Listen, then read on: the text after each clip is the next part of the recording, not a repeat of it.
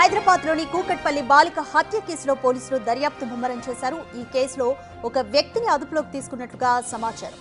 అదే బిల్డింగ్ లో అద్దెకుంటున్న ఒడిశాకు చెందిన సంజీవ్ రావును ప్రశ్నిస్తున్నారు. ఆ వ్యక్తి గతంలో తన భార్యకు చేతబడి చేశారంటూ ఓ యంత్రం కూడా కట్టించుకున్నాడు.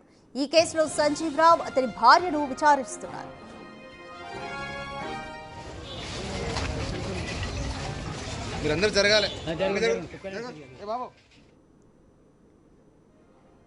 మోర్ డీటెయిల్స్ మా ప్రతినిధి అనిల్ అందిస్తారు. రైట్ అనిల్, కూకట్పల్లిలో బాలిక హత్య కేసుకి సంబంధించి అదే బిల్డింగ్ లో అద్దెకుంటున్న ఒడిశాకు చెందిన సంజీవ్ రావు అతని భార్యను విచారిస్తున్నారు. సో వాళ్ళు ఎటువంటి సమాధానాలు పోలీసులకు చెప్తున్నారు?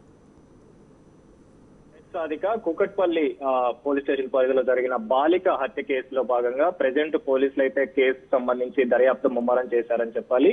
అయితే ఈ కేసులో భాగంగా ఇన్వెస్టిగేషన్ కి సంబంధించి ఎవరి మీద అయితే అనుమానం వస్తుందో వాళ్ళకి సంబంధించి ప్రెజెంట్ పోలీసులు అయితే ఇన్వెస్టిగేషన్ చేస్తున్నారని చెప్పాలి. ముఖ్యంగా అనుమానించదగిన పర్సన్ కి సంబంధించి ఏదైతే కూకట్పల్లి ప్రెజెంట్ శాంతి నగర్ కి సంబంధించి సంగీత్ నగర్ కి సంబంధించి సహస్రిని నివాసం ఉంటుందో అదే నివాసంలో సెకండ్ ఫ్లోర్ లో సంజీవ్ రావు అనే వ్యక్తిని ప్రెజెంట్ పోలీసులు అయితే అదుపులోకి తీసుకున్నారు. ఆయనకు సంబంధించి అనుమానం రావడంతో ఆయనకు సంబంధించిన కాల్ డేటా మరియు దానికి సంబంధించిన వివరాలన్నీ కూడా సేకరించిన పరిస్థితి మనకు కనిపిస్తుంది. ఇందులో భాగంగానే అతనికి సంబంధించి అదే విధంగా అతను గతంలో తన భార్యకి హెల్త్ బాగలేకపోవడం, అదే విధంగా కొన్ని కారణాల వల్ల అతనికి తన భార్యకి సంబంధించి చేతబడి చేశారని చెప్పేసి ఆయనకి అనుమానం ఉండడంతో ఇదే కోణంలో ప్రెజెంట్ పోలీసులు కూడా ఆయన మీద అనుమానించిన పరిస్థితి కనిపిస్తుంది. కాబట్టి ఏ విధంగా అంటే చేతబడి చేశారు కాబట్టి ఈ విధంగా ఏమన్నా తనకు సంబంధించి హత్యకి పాల్పడ్డా, ఇలాంటి ఘటనకి పాల్పడ్డా అనే కోణంలో ప్రెజెంట్ అయితే దర్యాప్తు చేస్తున్నారు.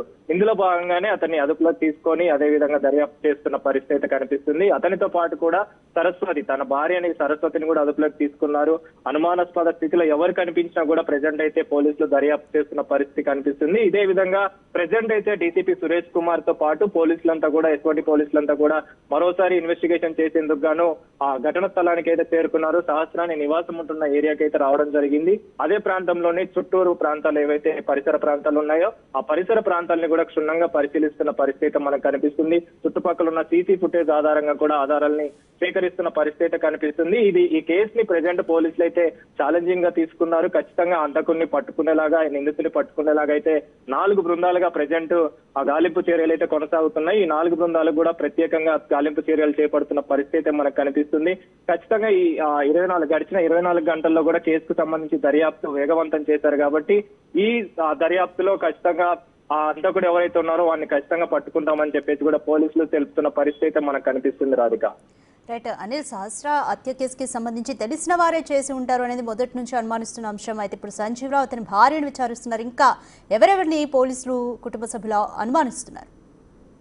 రాధిక, మీరు చెప్పినట్టుగా ఇప్పటి వరకు కూడా వాళ్ళు దర్యాప్తు చేస్తున్నది మొత్తం కూడా తెలిసిన వారే అని చెప్పేసి ప్రాథమికంగా ఒక నిర్ధారణకైతే వచ్చారు. అదే విధంగా కూడా దర్యాప్తు చేస్తున్న పరిస్థితి మనకు కనిపిస్తుంది. కాబట్టి ఇదే కోణంలో ప్రెజెంట్ ఈ సంజీవ్ రావుతో పాటు అదే విధంగా సరస్వతిని కూడా అనుమానించి అనుమానాస్పద స్థితిలోనే వాళ్ళిద్దరికి సంబంధించి కూడా దర్యాప్తు చేస్తున్నారు. అదే విధంగా చుట్టుపక్కల ఎవరైతే వ్యక్తులు ఉన్నారో, ముఖ్యంగా పరిసర ప్రాంతాలు, వీళ్ళకి పరిచయాలు ఉన్న వాళ్ళు, వీళ్ళకి గతంలో రేణుక మరియు కృష్ణ వీళ్ళిద్దరికి సంబంధాలతో ఎవరితోనైనా సంబంధాలు ఉన్నాయనే కోణంలో కూడా దర్యాప్తు చేస్తున్నారు. కాబట్టి వాళ్ళందరినీ కూడా ప్రెజెంట్ పోలీసులు అయితే విచారిస్తున్నారు. వాళ్ళకి సంబంధించిన వివరాలు కూడా సేకరిస్తున్న పరిస్థితి కనిపిస్తుంది. ఇందులో భాగంగానే నిన్నటి నుంచి కూడా ఏదైతే ఇన్వెస్టిగేషన్ జరుగుతుందో ఆ ఇన్వెస్టిగేషన్ లో భాగంగా ఈ రోజు కూడా మరోసారి డీసీపీ సురేష్ కుమార్ ఆ ఇన్వెస్టిగేషన్ కి సంబంధించి ఇంటి దగ్గరికి అయితే రావడం జరిగింది. దానికి సంబంధించిన ఆధారాలు కూడా సేకరిస్తున్న పరిస్థితి కనిపిస్తుంది. దీనికి సంబంధించి ఇప్పటికే తెలిసిన వారే ఈ ఘటనకి పాల్పడ్డట్టుగా పోలీసులు అనుమానిస్తున్నారు. కాబట్టి వాళ్ళ బంధువులకు సంబంధించి కూడా